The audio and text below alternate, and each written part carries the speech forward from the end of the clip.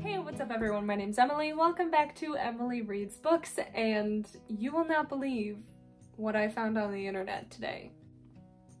Today, I'm doing the Beauty and the Beast book tag. Now, y'all, when I tell you I found this tag and my jaw dropped, I knew I had to do it. Here we are. I have my answers ready. I'm ready to go. Let's do it. Also, just forewarning, probably not going to tag anyone at the end because this is honestly just because it's a guilty pleasure and I'm obsessed with Beauty and the Beast. But if you want to do this tag and you feel so inclined, please do, and then send it to me so that I can watch your video of something that I love, I guess. So this is a Beauty and the Beast theme tag, so the questions are themed around the story or the characters and whatever. Great. Okay, let's do it.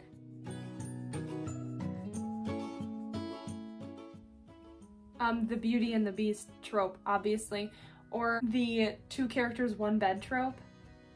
It gets me every time. Oh god, it's so funny every time. Or I would say, like, when there's like one character, like one in like the couple, if there's like one who's like kind of mean and like harsh or cold, and then the other one is just like a ray of sunshine. Think April and Andy Dwyer from Parks and Rec. Yeah, so I'm gonna go with that.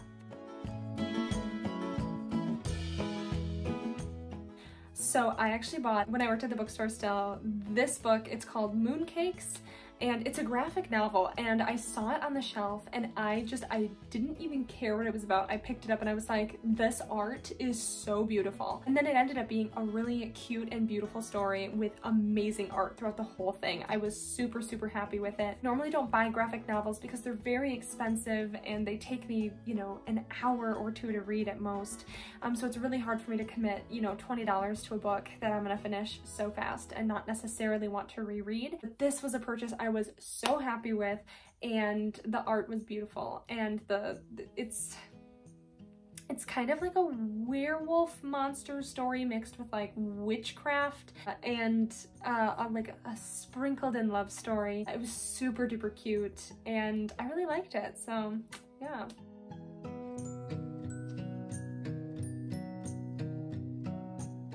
I'm gonna go with And Then You Were Gone by R.J. Jacobs. I read it back in April and I was hesitant because this was a book I just bought on clearance. It was $1. I was like, you know what, it looks good. Not too many books deal with our protagonist having a mental illness, specifically bipolar disorder. I feel like a lot of the time it's just anxiety or depression, which are real, but I thought bipolar disorder was something super interesting, not something that we always see protagonists dealing with.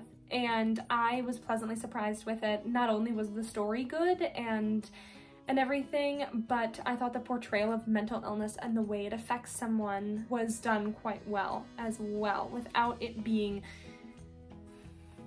about her mental illness, if that makes sense. Like, the plot was still not included in that.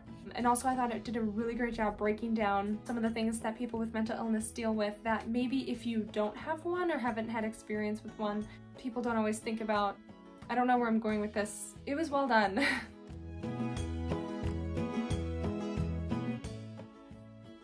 Tell Me 3 Things or Anna and the French Kiss. I didn't like either of these. They're either 2 or 1 stars on my Goodreads.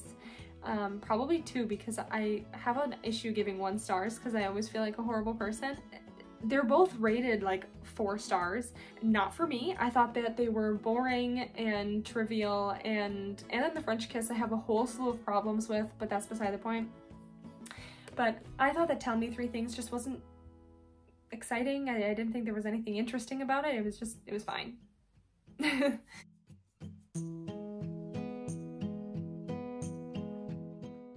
Annabeth from the Percy Jackson series.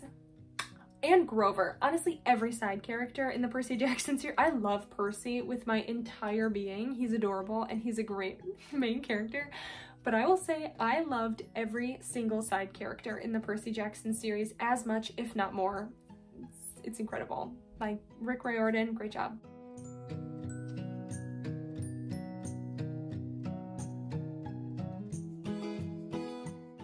I'm gonna go with Eat, Pray, Love. I read this once, and it was actually towards the beginning of quarantine when I first started going back to work every day.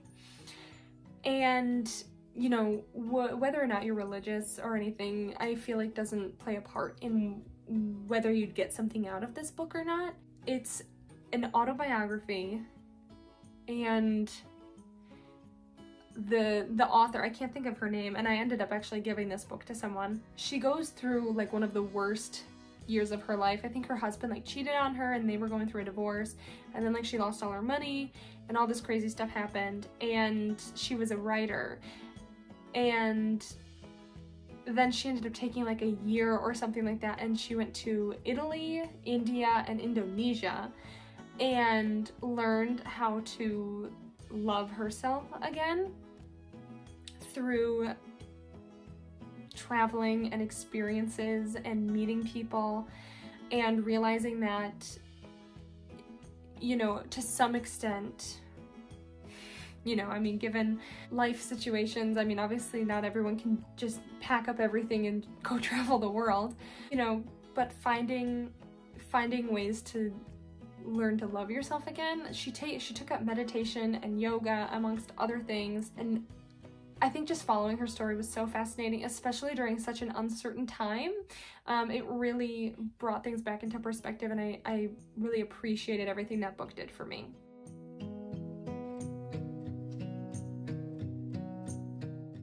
Three Dark Crowns. I was so excited to read this book, and I was reading it and I was so bored the entire first half, like 3/4 even of the book. I'm surprised I didn't DNF it. But then the ending happened and I was like, whoa, but I still wasn't invested enough to finish the series. But I think I ended up rating it like 3 stars or something like that, because I was still interested in it, because I liked the characters, and like the world building was really cool, but it was not what the back of the book told me it was going to be. And I was sad about that.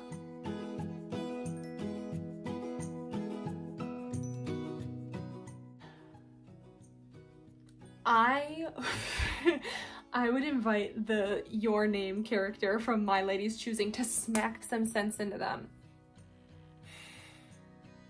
So many issues with that book.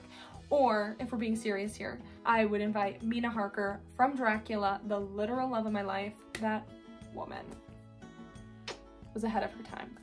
And I think that's it. I am not going to tag anyone, like I said at the beginning of the video, but if you feel so inclined, please feel free to do so. If you like this video, go ahead and like and subscribe to my channel.